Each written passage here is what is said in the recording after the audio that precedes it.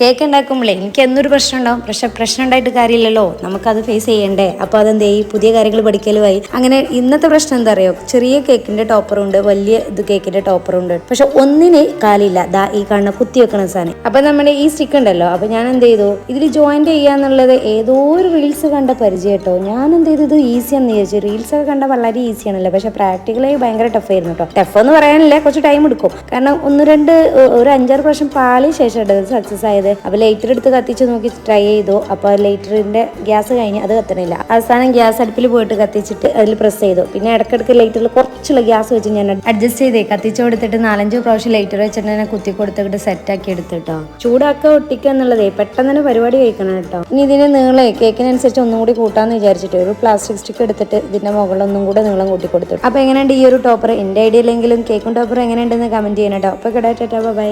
പിന്നെ ഇഷ്ടമെങ്കിൽ സബ്സ്ക്രൈബ് ചെയ്യാനും മറക്കരുത്.